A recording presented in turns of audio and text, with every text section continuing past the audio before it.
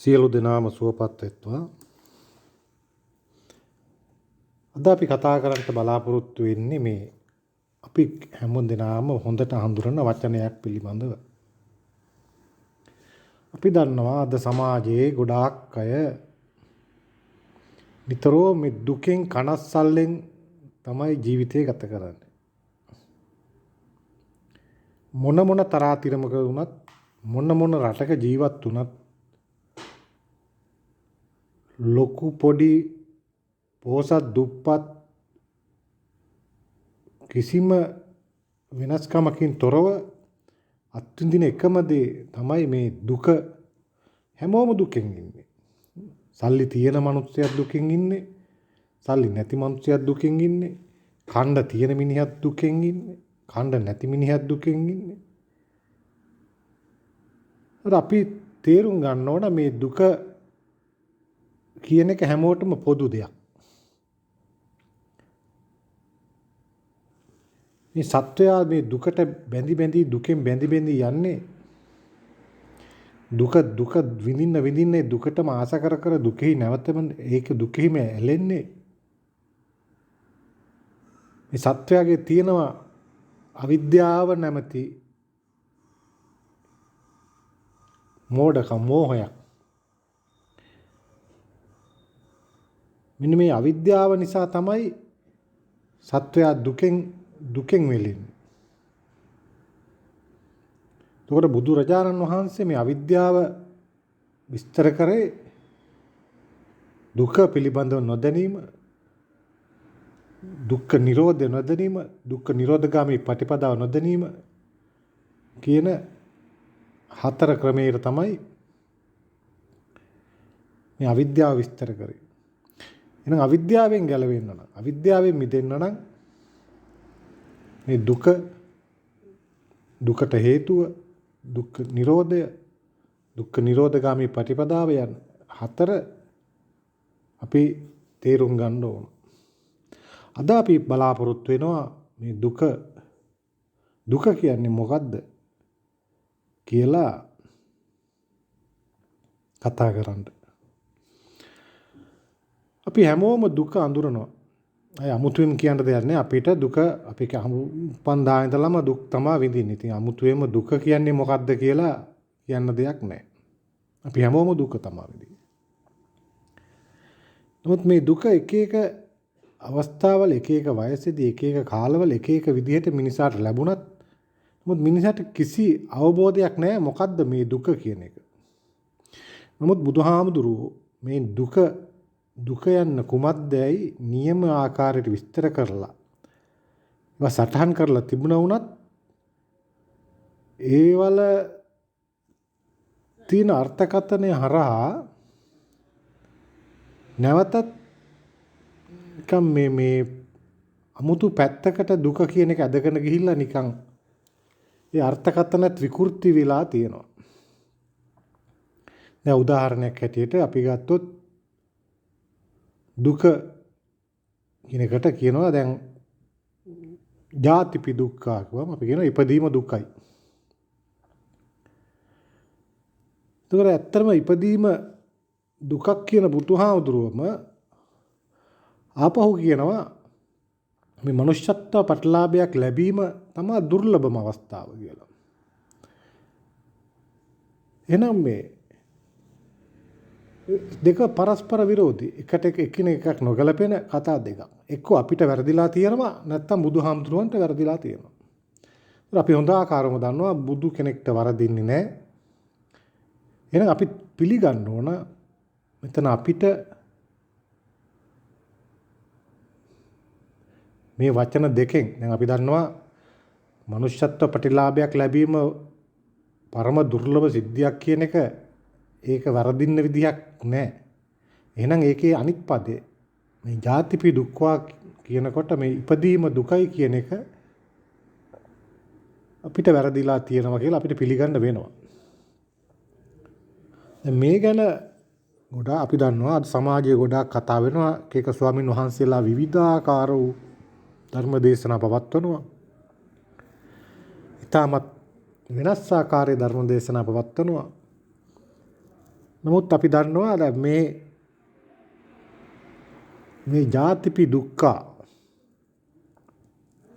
කියන එක තේරුම් ගන්නට අපිට සිද්ධ වෙනවා මේ සිංහල භාෂාව මේ හෙළ අකුරු සිංහල අකුරු පිළිබඳව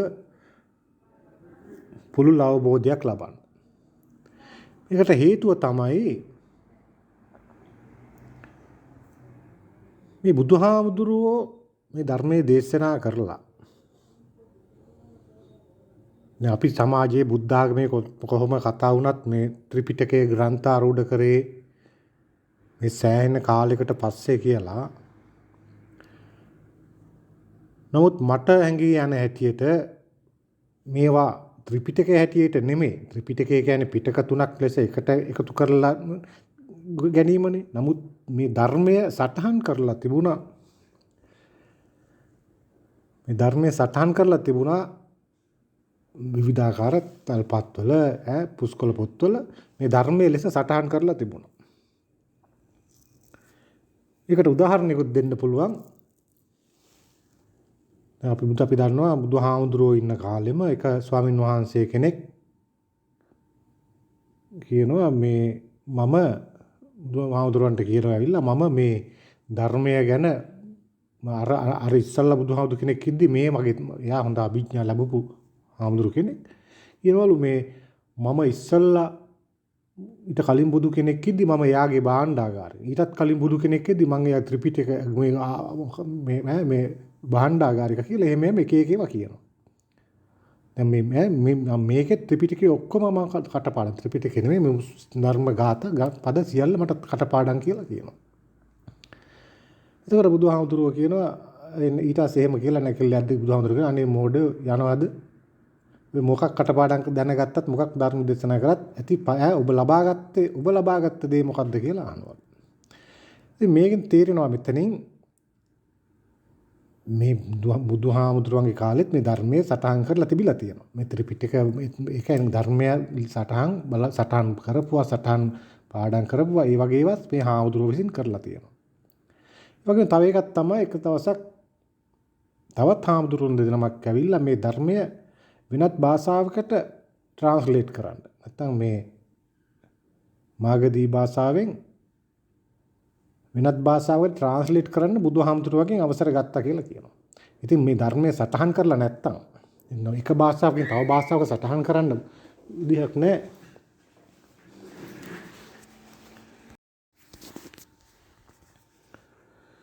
මෙන්න මේකේ උනුත් අපිට සඳහන් වෙනවා එක භාෂාවකින් ඉඳන් තවත් භාෂාවකට ඒක ට්‍රාන්ස්ලේට් කරන්න ඒක පරිවර්තනය කරන්න අවසර ඉල්ලන්නේ ඒක භාෂාවකින් මේක සටහන් වෙලා තිබිලා තියෙන්න ඕන. නමුත් අපිට මේ ධර්ම මාර්ගයේ අනුගමනය කරන්න මේ දුකෙන් මිදෙන්න මේවා අපිට එච්චර හිතිය යුතු ඒක ලොකු ප්‍රශ්නයක් කරගත යුතු කාරණා නෙමෙයි.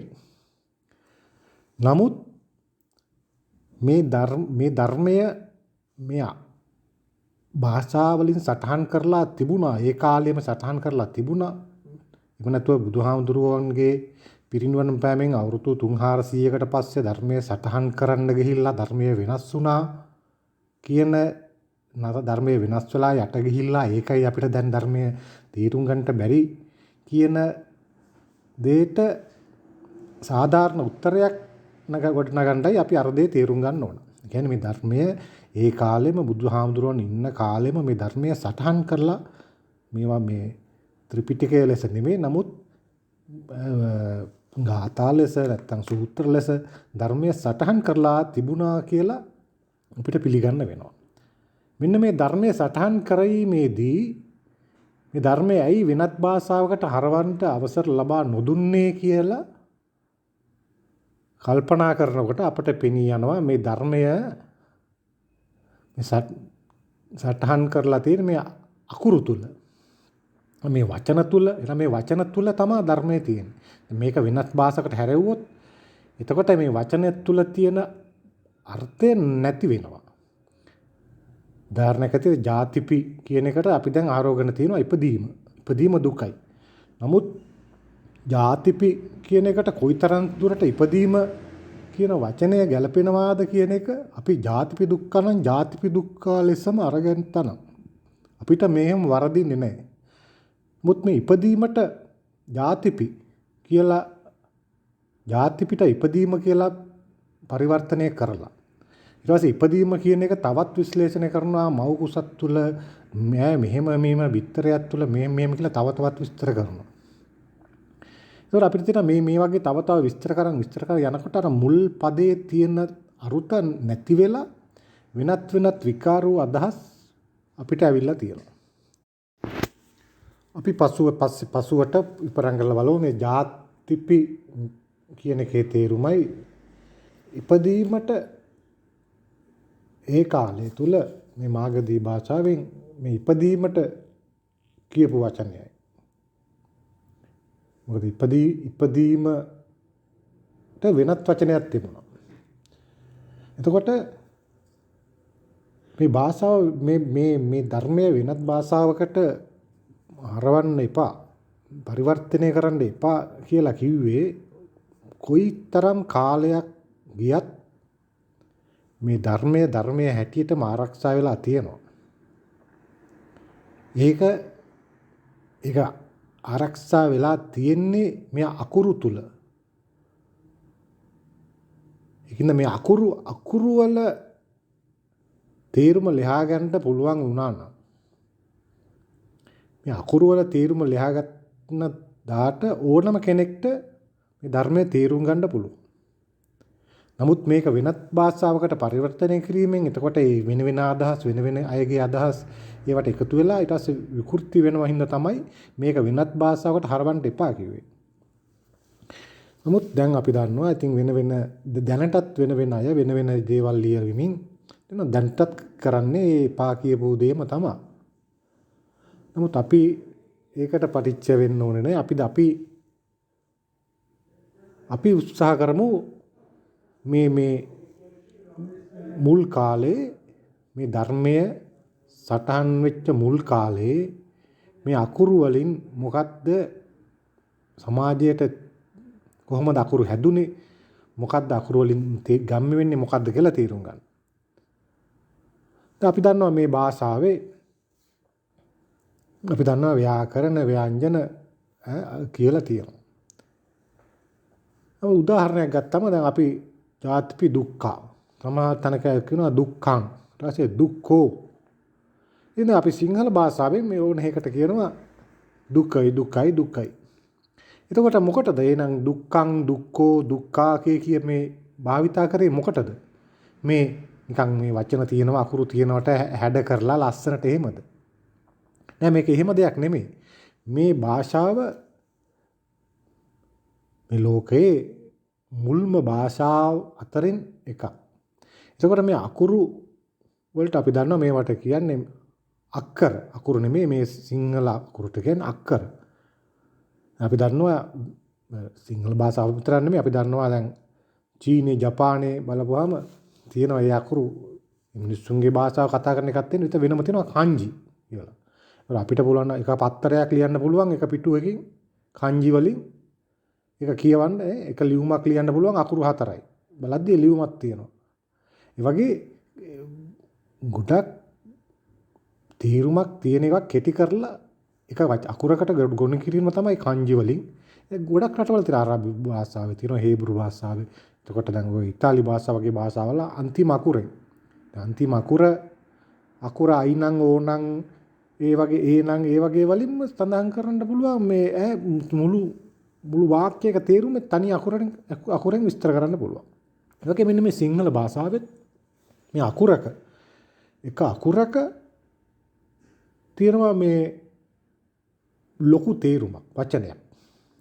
ඊට පස්සේ අකුරට දානවා තව පාපිලි, ඉස්පිලි, එලපිලි.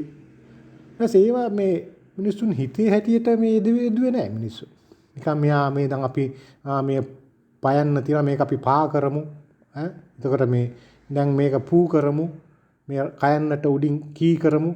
එහෙම නිකන් හිතෙන වෙලාවට තමයි මේ හැම එකකටම තියෙනවා තේරුමක්. ඒකින්ද අපිට පුළුවන් නම් මෙන්න මේ තේරුම ලියා ගන්න. මෙන්න මේ තේරුම මොකක්ද කියලා හොයා ගන්න. අපිට පුළුවන් මේ භාෂාවෙන් මේ භාෂාවත් තුළ මේ අකුරු තුර ගැබ් කරලා තියෙන මේ ධර්මය කිසිම ભેදයකින් තොරව ભેදයකින් කියන්නේ ආගම් ಜಾති ભેදයකින් තොරව මේ අපේ හෙළදීපේ තුල තියෙන මේ භාෂාවේ වටිනාකම තේරුම් ගන්න පුළුවන් නම් අපිට පුළුවන් මේ භාෂාව තුල ගැබ් කරලා තියෙන ධර්මය විස්තර කරගන්න. ඒතර මම වචන දෙක තුනක් අරගෙන මේක විස්තර කරන්න මේක මම ධර්මයේ තේරුම් ගැනීමට අවශ්‍ය ප්‍රමාණයට පමණක් තේරුම් ගත්ත දෙයක් මම ඔබට විස්තර කරන්න. ඉතින් එහාට ඔබටත් පුළුවන් මේ වචන ත්‍රිපිටකයේ හොඳින් හදාරපු ස්වාමින් වහන්සේලා ඉන්නවා, ගරු කටයුතු අය ඉන්නවා. ඔබටත් පුළුවන් මේවා ඇත්තද මේක ඇත්තද නැද්ද කියලා මේක මෙනෙහි කරලා මේක තව තව හොයලා තේරුම් ගන්න. අපි බලමු මේ භාෂාවේ මුලින්ම අපි බලමු වචනයක් අරගෙන අම්මා. අපි දන්නවා අම්මා කියන්නේ අයන්න අල්මයන්න මයන්න අම්මා. නමුත් අපි දන්නවා අල්මයන්න කියලා එකක් නෑ මේ අපේ මුල් භාෂාවේ බුද්ධ වචනේ ලියන කාලේ හල් කිරීම ඔය කියන්නේ හෙලක්සර කොටිය දානවා වගේ හල් කිරීම හල්මයන්න එහෙම හල් අකුරු නෑ. ඒවා පසු කාලිනව මේ සංස්කෘත භාෂාවේ ඇති. අපි හල්මයන්න ලියන්නේ මයනු දෙකක් බැඳිලා. එතකොට මේ අම්මා කියලා කියන්නේ අයන්න මයන්න තමයි අම්මා. නමුත් අපි මේ අම්මා කියන්නේ මේ අපි අම්මා කියන්නේ මෑනියෝ කියන තේරුමට නෙමෙයි. නමුත් අපි මුල් කාලේ මේ අම්මා කිව්වේ නෑ මේ මෑනියන්ට. මෑනියන් කිව්වේ මත මාතා ඊට පිතා පීතා ඒ වගේ අපි භාෂා කරේ නෑ. අපි භාවිතා කරේ නෑ මේ අම්මා කියන එක මේ මෑනියන්ට. මේ අම්මා කියන වචනේ මේ බොහෝ මෑතකදී මේ දෙමළ ආభాෂයකින් මම හිතන්නේ උම්මා කියන වචනේ තමයි ඒ ආభాෂයකින් මේ අම්මා කියලා ගත්ත කිව්වා මුසක්. නමුත් මේ අම්මා කියලා අපි ඉස්සල්ලාම අපි අම්මා කියන වචනේ අපිට හම්බෙන්නේ මේ බුදුහාමුදුරුවන්ට මේක කියන්නේ මේ ආටානාටි සූත්‍රයේ තියෙන ඉස්සල්ලා මේ වචනේ. කියන්නේ මේ රටවල මේ අම්මා ගුණේ තියෙන අය බිහි වෙනවා කියන වචනේ තමයි තියෙන්නේ. කියන්නේ මේ අම්මා ගුණේ කියන්නේ මේ මමත්වෙන් වෙන්නු පරාර්ථකාමී මමත්වෙන් අම්මා. අපි දන්නවා අයන්න යෙදුනාම ඕනම වචනයක් ඉස්සරහට අපි දන්නවා අර ප්‍රධාන වචනේ අනිත් පැත්ත විරුද්ධ පදේ තමයි එතන මේ මමත්වෙන් වෙන්නු කියන තැන තමයි මමත් පරාර්ථකාමී මමත්වෙක් නැති මිනිසෙක් කියන එක තමයි මේ අම්මා. එතකොට මේ බුදුහාමුදුරුවන්ට මේ මෙන්න මේ තේරුම ඇතුළ තමයි මේ අම්මා කියලා විස්තර කරේ. නමුත් අපි දන්නවා අද සමාජයේ අම්මා බුදු මෑණියෝ කියලා කියනවා. මේක බුදුන්ට කරන මේ තරම් අගෞරවයක් තවත් නැහැ. මොකද අපි දන්නවා කිසිම දිනක කාන්තාවකට බුද්ධත්වයට ලබන්න බෑ. ඉතින් මෑණියෝ කියලා බුදුහාමුදුරුවන්ට හැඳින්වීමම අපි දන්නවා මේක වෙලා තියෙන්නේ මේ අම්මා කියන්නේ ගෑනු කෙනෙක්ට මෑණියන්ට කියන එක මත තමයි මේක මේ වචන මෙහෙම පාවිච්චි කරන්නේ. නමුත් මේක බුදුන්ට කරන ලොකු නිගෞරවයක් අගෞරවයක් නිග්‍රහාවක්. මේ අම්මා කියන එක කාන්තාවකට දැන් යෙදුනත් දැන් පසු කාලිනු යෙදුනත් එතනින් අපි විස්තර කරන්නේ මේ එදා ඉඳලා අපි නිකන් කාන්තාවකට අම්මා කියන්නේ නැහැ නේ. ළමෙක් ලැබුණාට පස්සේ තමයි අම්මා කියන්නේ. ඒ අම්මා කියන්නේ මේ එදා ඉඳලා මම මගේ කියලා තිබුණු තැනින් එයාට වෙන්න සිද්ධ වෙනවා. ඒකට මේ මම කියන එකෙන් වෙනස් වෙලා අපි කියන தත්ත්වයටපත් වෙන තැන තමයි මේ අම්මා කියලා ඒකෙත් යම්කිසි සාධාරණයක් භාවිතා කිරීම තියෙනවා. නමුත් අපි අම්මා නෙමේ අපි මේක භාවිතා කරේ මේ මාතා මත කියන එක තමයි. ඊට පස්සේ මේ අම්මා කියන එකේ දැන් මම තියෙනවා තියෙනවා. ඒතර මමත්වෙන් වෙන්නු අම්මා. ඊට පස්සේ මේ මම කියන එකේ මේ මයනු දෙකක් තියෙනවා. මේ මයනු දෙක සිංහල භාෂාවේ එක මයන්නකින් වෙන්වීම එම නැත්නම් එකම අනිත් මයන්න සපුරා ගැනීම අනිත් මයන්න සම්පූර්ණ කිරීම නැත්නම් මිදී නිදහස් වීම හඳුන්වනවා මා කියලා. එහෙනම් මේ මයනු දෙකෙන් එක මයන්නකින් වෙන එක. ඒකට මේ මොකද්ද මේ මයනු දෙක? මේ මයනු දෙකකින් ඇයි මේ මේ මම කියලා කිව්වේ නෑ මේ ඉස්සර කාලේ මට අත්ත කියලා මම සඳහන් කරේ. බුදු දේශනාව තියෙන අත්ත කියලා මම කියලා කියන්නේ. නේ? ඒතර මේ මම කියන්නේ මේක මේ අකුරු දෙකක්. ඒ කියන්නේ ශරීර දෙකක් මෙතන තියෙනවා. මෙතන එක මයන්නක් තමයි මේ කය. ඒ කය තියෙනවා අනිත් මයන්න තමයි මේකට කියන්නේ සක්කාය.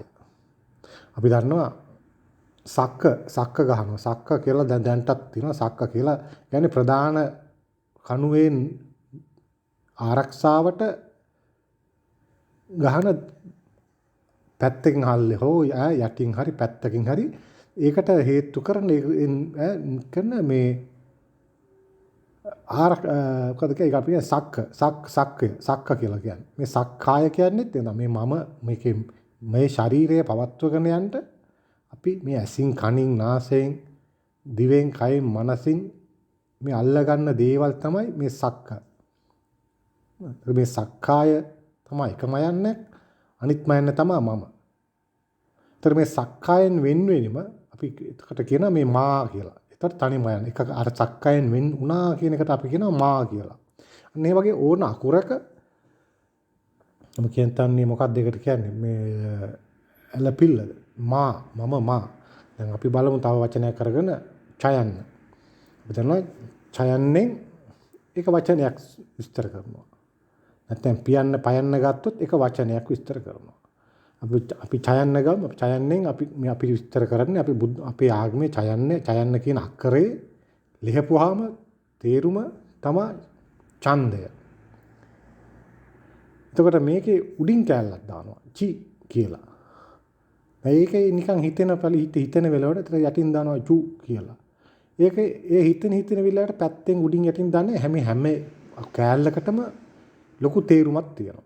ඕන අකුරක උඩින් චි පි එහෙම උඩින් රි ඒ උඩින් කැලලක් දාපුවා මේකේ තේරුම තමයි ඒ වචනෙන් තේරුම් අකුරෙන් තේරුම් කරන වචනේ ඉහළත්වය. නැත්තම් ඒකේ පිරියම් ඒකේ උච්චම අවස්ථාවට පැමිණීම වගේ තමයි ඒක ඉහළින් යන්නේ. ඒකට පැත්තෙන් චා කා රා ඒ වගේ දැක්කම ඒකෙන් බැඳී යාම. ඒකේ බැඳී අවසන් වෙන එක. දැන් බැඳී යාම කිව්වොත් ඉදිරියට බැඳී යාම කිව්වොත් තමයි ඒක අනිත් පැත්ත හැරෙන. එතකොට ච කැ. එතකොට ඒකේ බැඳී තව ඉදිරියට යනවා. එතකොට මේ චා කා වුණාම ඒක බැඳීලා අවසන්. බැඳින මා තා රා වුණාම දැන් රාගය. ඒක රමණයෙන් පිරීලා ඝට්ටණය වෙලා වීම තමයි රාගය. ඒ වගේ දැන් එතකොට යටින් කැලලක් දාපුවම අපි දන්නවා දායන්නෙන් ධර්මය.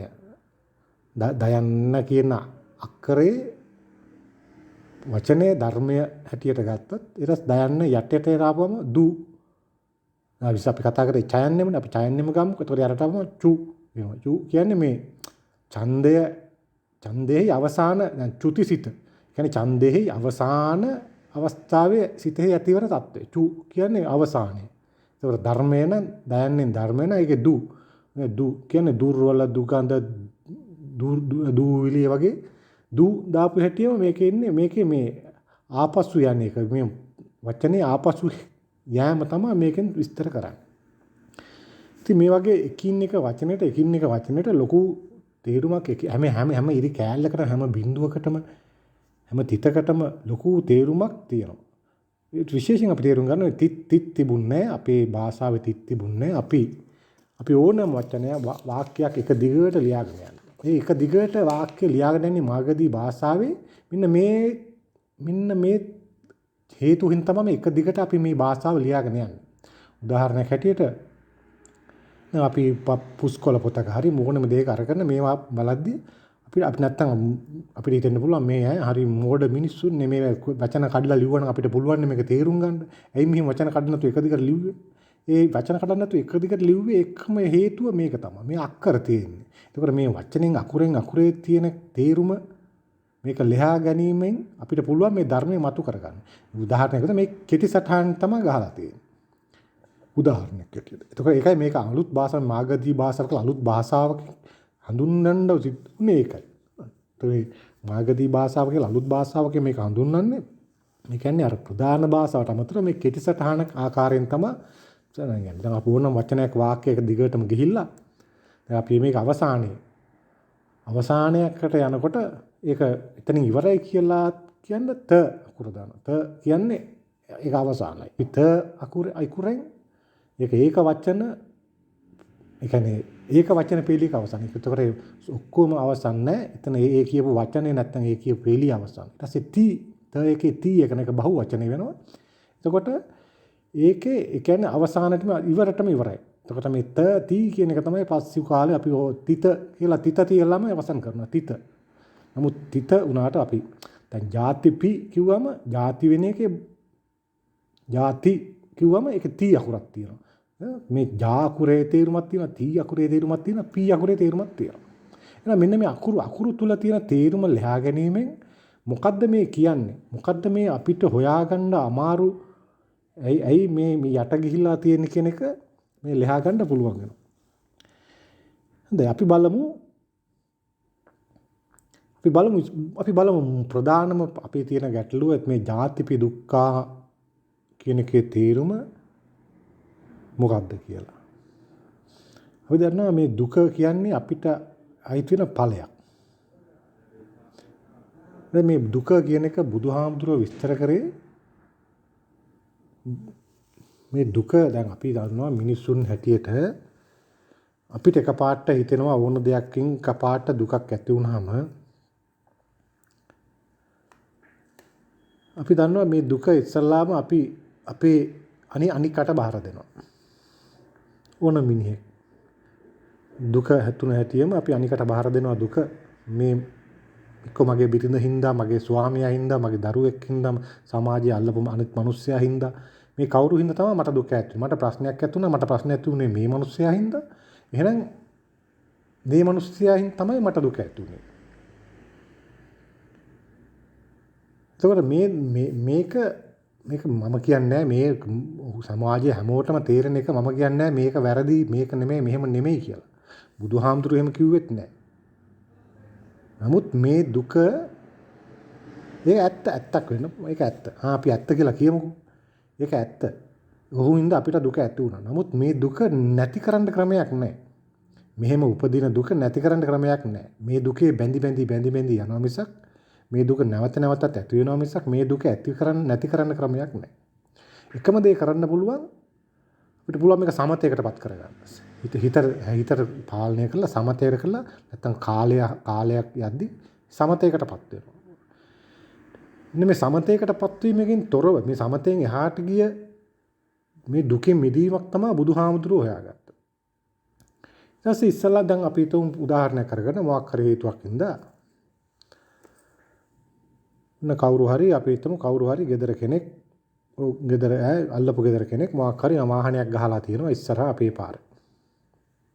අපිට දැන් තරහ යනවා අපි කියනවා මේක බැලුව හැටියටම ඔන්න තරහ යනවා දුක ඇති වෙනවා අපිට කියනවා ගන්න බෑ අපිට තරහ ගියා මට සතුටක් වුණත් නෙමෙයි දුක නෙමෙයි සතුටක් වුණත් දෙකම එකයි. පිටත් කෙනෙක්ට බාර දෙනවා අපි හිතනවා මේ ඒ මනුස්සයා හින්දා තමයි මේ දුක ඇති වෙන්නේ. ඌ තමයි හිතන වාහනේ ගැහුවා ඒකින්ද මට තරහ ගියා මට දුක ඇති වුණා කියලා මේ මනුස්සයාට බාර දෙනවා. ඒක ඉතින් අපිට පාලනය කරගන්න පුළුවන්. අපිට අපි පස්සේ ඉතින් හිතලා කමන්නේ ඔහේ කමන්නේ ඔන්න ඔහේ කියලා ඔන්න සමතයකටපත් කරගන්නවා. නමුත් සමතයක් මිසක් ඒක දුක නැතිවීමක් නෙමෙයි. ඊට පස්සේ අපි කල්පනා කරනවා නෑ ඒ උට බැන්නාට බොරුවට මම තරහ ගත්තේ මට පොඩ්ඩක් ඉවසන්න තිබුණා මේ මගේ මෝඩකම මගේ පොඩ්ඩක් මේ තරහ යන ගතිය හින්දායි මේ තරහගේ මට දුක ඇතුනේ මම හින්දාමයි කියලා ඊට පස්සේ මේක මගේ ඇඟට දාගන්න හදනවා. ඊට මේක ඊපස්සේ බලද්දි මේක ඒකටත් ඉතින් මම ඉතින් හැදෙන්න ඕනේ කියලා ඒකටත් මේ දුකේ ඉවරයක් නැහැ. ඒක සමතයකටපත් කරගන්න පුළුවන්. ඊට පස්සේ තවත් ටිකක් වෙලා ගිහලා අපිට තේරෙනවා නෑ මේක දැන් මේ මනුස්සයත් වාහනේ ගිහුවා මමත් මෙතනින්ම දැකලා මේ මමත් තරහා ගියා අපි ඒ මනුස්සයත් වා කියන්න ඕන මමත් වා කියන්න ඕන හරි ඒක අපි දෙන්නම එකතු වෙලා තමයි මේ දුක ඇති කරගත්තේ කියලා දෙන්නටම වැරද්ද දාගන්නවා. නමුත් ඒ දුකත් අපි ඉවර කරන්න විදියක් නැහැ. ඊට පස්සේ අපි කල්පනා කරනවා නෑ මේක අපි දෙන්නම විතරක් නෙමෙයි අපි මේ අපි දෙන්න හින්දා නෙමෙයි මේක මට මේ එකපාරට මට මේ වෙන ප්‍රශ්නයක් තිබුණා ඒකින්ද මම මේ ගැන කල්පනා කරලා දැන් මේක දැකපු හැටි මට තරහ ගියා මේ මට නිකම්ම මට මේ දුක ඇති වෙනවා මගේ වෙන ප්‍රශ්න මගේ කාලේ හරි ප්‍රශ්නනේ ඒකින්ද මේ ප්‍රශ්නයි මේ ප්‍රශ්නයි ඔක්කොම අවුදලා මට එකපාරට තරහ යනවා දුක ඇති වෙනවා සතුට ඇති වෙනවා කියලා හිතන්න ගත්තා. නමුත් එහෙම එකපාරට දුක ඇති වෙනවා තමයි එකපාරටත් ඇති වෙනවා. නමුත් මේ එක දෙයක්වත් මේ නැහැ කියන්න බෑ. ඒවා ඒ විදිහට නෙමෙයි සිද්ධ වෙන්නේ කියලා කියන්න බෑ. නමුත් ඒක ඒ විදිහටත් සිද්ධ වෙන්නේ නැහැ. ඒ කියන්නේ මේ ක්‍රම හතරටම ඕනම පුතජන පුද්ගලයෙක් මේ ක්‍රම හතරෙන්ම හිතනවා. අපි කොච්චර හිතුවත් මේ ක්‍රම හතර ගැන මේකෙන් එකකින්වත් අපි සමතයකටපත් කරගන්න පුළුවන් මිසක් මේ දුකෙන් මිදී නිදහස් වෙන්න බෑ. එහෙනම් බුදුහාමුදුරුවෝ කියනවා මේ ක්‍රම හතරටම නෙමෙයි මිනිහෙට දුක ඇති වෙන්නේ. මොකද්ද මිනිහට දුක ඇති වෙන්නේ? මේ හේතුන් පටිච්ච සම්භූතං වෙන. මේ හේතුවක ඵලයක් හින්දා. මේ දුක කියන්නේ ඵලයක්.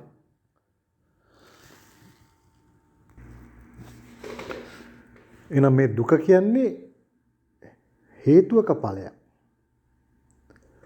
එහෙනම් මේ ඵලය නැති කරන්න බෑ. මේ බුදුහාමුදුරුවෝ මේක තියෙන දෙයක් නැති කරන විශ්වකර්මයෙක් නෙමෙයි. එම විශ්වකර්මයෝ කියලා කෙනෙක් ඉන්නවා කියලා නේ මම කියන්නේ. නමුත් එහෙම තියෙන දෙයක් නැති කිරීම නෙමෙයි බුදු වෙනවා කියන්නේ බුදුහාමුදුරුවෝ තියෙන දෙයක් නැති කරේ නැහැ. බුදුහාමුදුරුවෝ නැති කරේ මේ හේතුව. ඵලය නැති කරන්න බෑ. මේ හේතුව නැති කිරීමෙන් දුක නැති කිරීම තමයි බුදු කෙනෙක් ධර්මය කියලා විස්තර කරන්නේ. එහෙනම් මොකද්ද මේ දුකට හේතුව කියලා බුදුහාමුදුරුවෝ හොයාගත්තා. ඉතින් බුදුහාමුදුරුවෝ විස්තර කරා. එතකොට ඉස්සල්ලාම දුක කියන එක යටතේ ඉස්සල්ලා බුදුහාමුදුරුවෝ විස්තර කරා මේ ජාතිපි දුක්ඛ. මේ ජාතිපි දුක. එතකොට මොකද්ද ජාතිපි කියන්නේ? එතකොට පෞචු කාලීනව ස්වාමීන් වහන්සේලා විසින් සොයාගත්ත මේ පී කියන්නේ මේ පිරි අපිරි කියලා දෙකක් තියෙනවා. ඒක ඊටමත් ඒ කාලේ හැටියට ඊටමත් සාධාරණ වුණත් අපි වුණත් ධර්මයේ තවත් දිරටත් අධ්‍යයනය කරන්න ඒක මූලික අඩිතාලමක ලෙස ගත්තත් මේ ඒතර පී කියන්නේ එක අකුරක්. එතකොට මේ පිරි අපිරි කියන දෙකම පී අකුරට එක අකුරකින් ගම්ම්‍ය වෙන්නේ නැහැ. නේද? එතනින් එහාට තව ටිකක් අපිට යන්න වෙනවා. නමුත් මේ පී කියන එක තේරුම් අරගෙන පිරි අපිරි කියන එක තේරුම් අරගෙන ඊට පස්සේ ಜಾති කියන එකට තේරුමක් නොදීම තුල නැවතත් ධර්මයෙන් ආපසු පොඩ එතනම රැඳීමක් සිද්ධ වෙනවා. ඒකවල අපි හරියටම තේරුම් ගත්තොත් මොකද්ද මේ පී කියන්නේ? අපි දන්නවා ප අකුරෙන් පයන්නෙන් පංචස්කන්ධය කියන වචනය ගම්ම වෙනවා බොහෝ දුරට. දැන් තව පයන්න තියෙන වචන ගොඩක් හොයලා මේකට මේක නෙමෙයි මේ වචන තියෙනවා කියලා තේරුම් ගන්න පුළුවන්. නමුත් අපි පයන්නෙන් බොහෝ දුරට පංචස්කන්ධය තම බොහෝ තැන්වල පංචස්කන්ධය ගන්න වෙනවා. ඒකෝර මේ පංචස්කන්ධයේහි පී කරපු හැටියේ මේක පංචස්කන්ධයේහි පිරී යාම, ඒක බැඳී යාම, ඒකේ බැඳී යාම නෙමෙයි ඒක පිරී යාම, ඒකේ ඉහළත්වය. ඒක මම කොට ගැනීම. මේක ඒතර පී කරපැරේ මේක උපාදානය. ඒතර පී අකුරෙන් අපිට ගම් වෙන වචනේ තමයි අද කාලේ භාවිතේ වචනේ තමයි උපාදානය. ඒකට පිරි අපිරි කියලා ගත්තත් ඒ කියන්නේ උපාදානෙම තමයි. උපාදානය කරගන්නේ පිරිය හෝ අපිරි විසින්. පිරිය ලෙස හරි අපිරි ලෙස හරි පිරි අපිරි ලෙස හරි තමයි උපාදානය කරගන්නේ. ඒක පිරි අපිරි ලෙස ගැනීමේ වැරදක් නැහැ. නමුත් අකුරක් හැටියට මේකේ අකුරේ තේරුම නියමාකාරයට ලෙහා ගැනීමක් එතන සිදු වෙලා නැති හින්දා මම එතනින් එහාට තුට්ටක් ගිහිල්ලා කියන මේ පී කියන එකේ තේරුම තමයි මේ බලමු දැන් පයන්නට පංචස්කන්ධයමද කියන්නේ කියලා. අපි පයන්නෙන් ගම් වෙන්නේ පංචස්කන්ධය කියලා බලමු. අපි බලමු දන්නවා අපි පව් කරනවා. ඒතකොට අපි පින් කරනවා. නෝනේ. අර පින කියන්නේ මොකද්ද? පින කියන්නේ දැන් අපි දන්නවා P අකුරෙන් දැන්වා P කියන්නේ උපාදානය. නම් පින න කියන්නේ මේ නැති කිරීම දෙන්නත්. එතකොට මේ පින කියන්නේ මේ උපාදානය නැති කිරීම. පින කියන වචනේ තේරුම තමයි උපාදානය නැති කිරීම. එතකොට පව කියන්නේ මේ පංචස්කන්ධ වර්ධනය. පංචස්කන්ධය වඩා වර්ධනය කරගෙන තමයි පව කියන්නේ. යම් කිසි කෙනෙක් මේ රූප වේදනා සංඥා සංකාර විඥාන කියන කොටස් පහ ගොඩවල් පහ තමන්ගේ කොට අල්ලගෙන වැඩි දියුණු කර ගන්නවා නම් තව වැඩියෙන් අල්ල ගන්නවා නම් ඒක තමයි මිනිහෙක් කරන පව. ඒ වගේම පින කියන්නේ මිනිස්සෙක් ගෙවල් හදන එක, පන්සල් හදන එක, දාන දෙන එක නෙමෙයි. නේද? බුදුහාමුදුරුවෝ විස්තර කරනවා මේ ලෝකේ තියෙන ලොකුම පින තමයි මරණානුස්සතිය වැඩි වීම. මේක කිසිම දෙයක් දීමක් නැහැනේ. මරණානුස්සතියෙන් සිද්ධ කරන්නේම අපේ උපාදානයේ බිඳුවට ගෙන එක. ඊට පස්සේ මෛත්‍රී. ඒ වගේ පිනේ ආනිසංස වර්ග කරගෙන එද්දි මුලින්ම තියෙන අපි දන්නවා තියෙන දේවල්. ඒතර මේ අපි බොහොම හොතට පැහැදිලි මේ උපාදානයේ නැති කිරීම තමයි පින කියන්නේ. ඒක පී අකුරෙන් උපාදානය, න අකුරෙන් නැති කිරීම. එතකොට ಜಾති පී අකුරෙන් අපි දැන් දන්නවා පී අකුරෙන් එතකොට උපාදානය. ඒකට මොකද ಜಾති කියන්නේ? මේ අකුරු තුනක් හතරක් තියෙනවා. මෙතන තුනකට ගන්න පුළුවන්. අපි මොකද ඉස්සල්ලාම ಜಾති. මේ ජයන්න.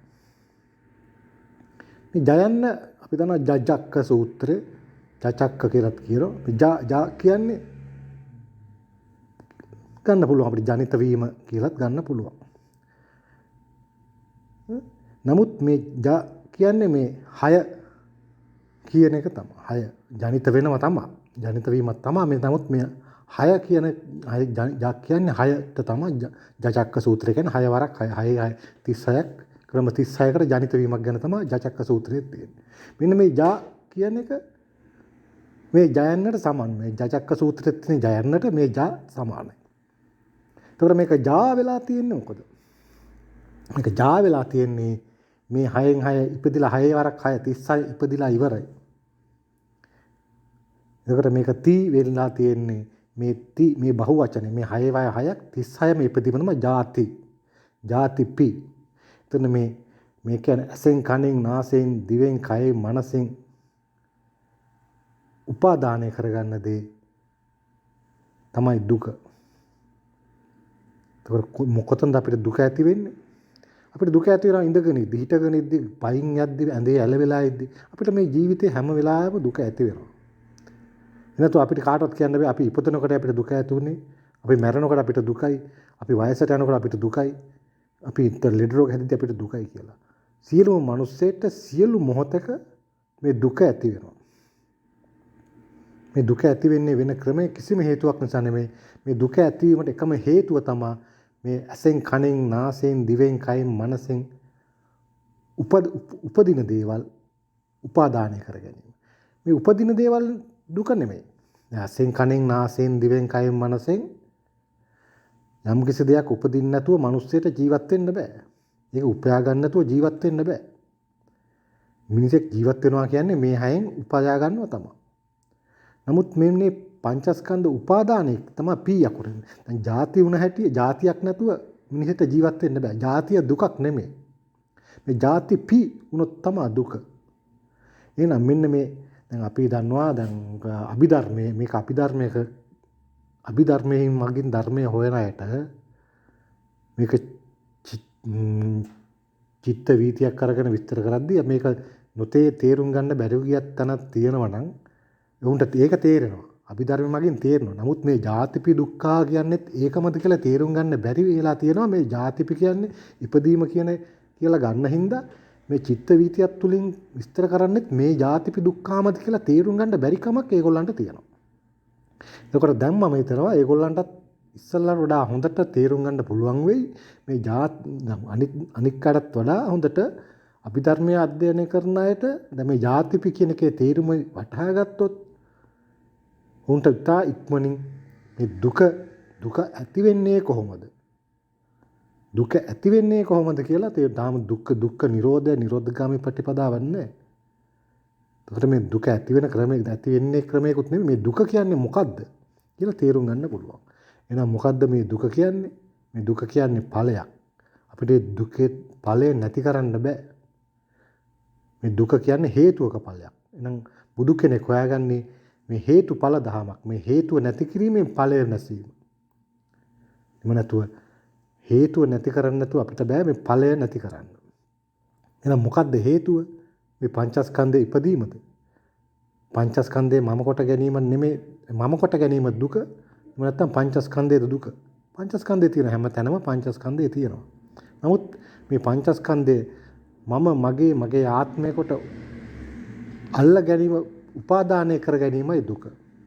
මේ අපි දන්නවා මේ බුදුහාමුදුරුවෝ එක සූත්‍ර දේශනාවක් කියලා ගොඩාක් මිනිස්සු සෝතාපන්න පත් වුණා නිවන් දැක්ක කියලා අපි විස්තර දන්නවා. ඔය මේ එක සූත්‍ර දේශනාවක් කියලා සෝතාපන්න ඵලයටපත් වෙන්නේ නිවන් දකින්නේ කොහොමද කියලා අද හරිය ප්‍රශ්නයක් තියෙනවා. නමුත් ඒක ඉතා සත්‍යයක්. මොකද මේ සෑම දේශනාවකින්ම මේ සෑම සූත්‍රයකම විස්තර කරලා තියෙන එකම දහමක්. මේ සෑම සූත්‍රයකම විස්තර කරලා තියෙන එකම දහමක්. දැන් කාට හරි කියනවා නම් කවුරු හරි කියනවා නම් නෑ. දැන් මේ සතර කමඨහන් නෙමෙයි මොකද්ද චතුරාර්ය සත්‍ය දැන් මම ඉගෙන ගත්තා. ඊට පස්සේ පටිච්ච සම්පදාය ඉගෙන ගන්න ඕන. ඊට පස්සේ අනිත් දේවල් ඉගෙන ගන්න ඕන කියලා නෑ. මේ හැම දෙයින්ම එකම දහමක්. එකම සිද්ධියක් තමයි විස්තර කරන්නේ. එහෙනම් මේ එක සිද්ධියක් නිවැරදිව තේරුම් ගැනීමෙන් මේ ධර්මයේ තේරුම් ගන්න පුළුවන්. මම ඊළඟ වීඩියෝ එකෙන් විස්තර පෙන්නන්නම් මේ චතුරාර්ය සත්‍යයයි. අපි තම චතුරාර්ය සත්‍ය ಜಾති විතරයි විස්තර කරේ. ඉතුරු ಜಾති විතරයි අපි ඉතුරු තුන පසුවට විස්තර කරනවා. නමුත් මම ඊළඟ වීඩියෝ එකේ මම ඔබට විස්තර කරන්නම් මේ චතුරාර්ය සත්‍ය හින ජාතිපි දුක්ඛයි එතකොට පටිච්ච සම්පාදයේ අතර තියෙන එකම දේ කියන එක. මේක පද වචනේ මේවා අකුරු වශයෙන් වචන වශයෙන් ඔක්කොම එකයි. මේ කිසිම වෙනසක් නැහැ. මේ දෙක තුනම ඔක්කොම මේ සියල්ල එකම ධර්මයක් තියෙන. එහෙනම් මේ එක වචනයක් එක පදයක් එක ගාථාවක් එක සූත්‍රයක් ඇසීමෙන් මිනිසෙට පුළුවන් පරම සත්‍ය අවබෝධ කරගන්න. ඒකයි මේ බුදුහාමුදුරුවෝ දේශනා කරේ. දැන් අනිත් ඒවා දැන් ඔය දුක ඇති වෙන හැටි අනිත් ඒවත් ඒ සත්‍යය. ඒවා වැරද්දක් නෙමෙයි. නමුත් ඒ පරම සත්‍ය නෙමෙයි. නමුත් බුදු කෙනෙක් දේශනා කළ පරම සත්‍යය තියෙන අවබෝධ කරගන්න. මෙන්න මේ පරම සත්‍ය කනට ඇසීම අවබෝධ කර ගැනීමට අපි කියනවා සෝතාපන්න ඵලය කියලා. මේ පරම සත්‍ය හොඳට මතක තියාගන්න. මේ පරම සත්‍ය අවබෝධ කරගන්න වටහා ගන්න කෙනෙක් ඔහු තමයි සෝතාපන්න ඵලයටපත් වෙන්නේ. ඊට පස්සේ සකුදාගාමි අනාගාමි අරහත් ඵල කියන ඒවා තමන් විසින් ක්‍රියා කරලා තමන්ගේ ක්‍රියාකාරීත්වය තුළ භාවිත කර සොයාගත යුතු දේවල්.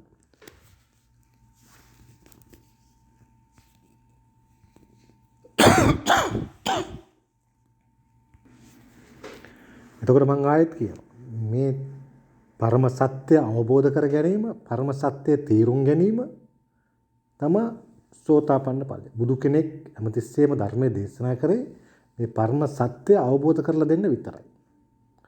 එතනින් එහාට අරහත් ඵලයේ දක්වා ගමන් කිරීම ඒ ක්‍රියාකාරීත්වයක්. ඒක ඒ පුද්ගලයාට ඒ විවිධ වූ මාර්ගවලින් යන්න පුළුවන් ඒ ක්‍රියාකාරීත්වයක්. ඒකට යන්න එක මාර්ග දැන් දන්නවා ජබ්බිචෝදන සූත්‍රයේ මාර්ග පහක් විස්තර කරනවා. මාර්ග පහක් විස්තර කරනවා ඒ අරහත් ඵලයට යන්න. නමුත් ඒ කිසිම මාර්ගයක් දැන් අපි එක මාර්ගයක් ගත්තොත් එහෙම බලමු දිත්තේ දිත්ත මත්තම් බහිත්ත. ඒ කියන්නේ දැක්කොත් දැක්ක දේ දැකවමනින් ඉවතලා. දැන් පරම සත්‍ය අවබෝධ නොකර ගන්න කෙනෙක්ට මේක කරන්න බෑ. අපි කොච්චර කිව්වත් මේ දිත්තේ දිත්ත මත්තම් බහිස්සති කියලා කොච්චර අපි දන්නවා හරි ලේසි කියලා කරන්න හැදුවත් කරන්න බෑ. මොකද පරම සත්‍ය අවබෝධ කරගත් නැති කෙනෙක්ට මේක කරන්න බෑ.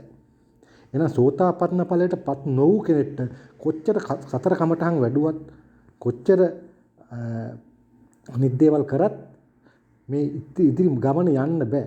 අපි දන්නවා අද සමාජයේ ගිහිලා ඉන්නවා සමාජයේ රහතුන් වහන්සේලා කියලා කට්ටියක් ඉන්නවා. අපි දන්නවා ඔවුන් ඔවුන් ප්‍රධාන වශයෙන් ජාත සෝතාපන්න ඉපදිච්ච අය. ඔවුන් වෙන ජීවිත කාලයක සෝතාපන්න පත්වලට පත්වෙච්ච අය.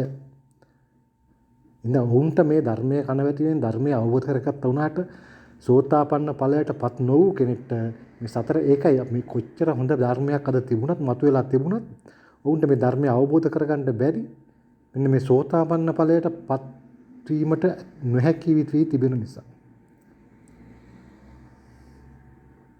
ඉතින් අපි උත්සාහ කරනවා අඩුම තරමින් දේශනා 10කින්වත් ඔබ හැම දිනාටම මේක තේරුම් කරලා දෙන්න. මේක ඊටමත් විශාල ධර්ම කන්දක්.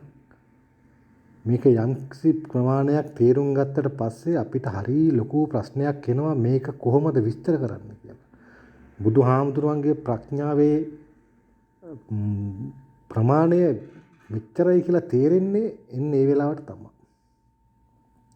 ඒ තරමට මේක විස්තර කිරීමට අපහසු විස්තර කිරීම කියන්නේ ගලප ගන්න. මොකද එක තැනක් කතා කරද්දී එතනින් තව තැනක් මතුවෙනවා, එතනින් තව දෙපළක් මතුවෙනවා.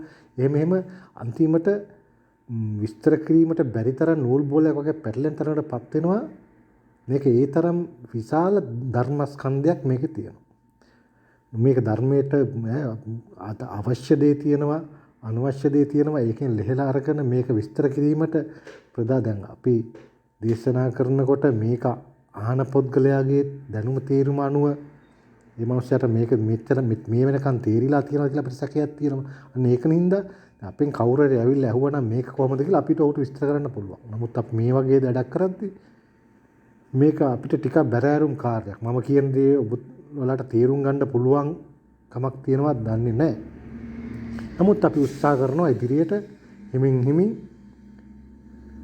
උපරිම දේශනා 10ක් ඇතුළත මිනිස්සෙක් සෝතාපන්න ඵලයට පත් කිරීම නැමැති මේ ප්‍රඥාව වර්ධනය කර ගැනීම සඳහා මේ දේශනා මාලාව ඉදිරියට පවත්වන්නට අපි බලාපොරොත්තු වෙනවා. ඔබ සැමට තෙරුවන් සරණයි.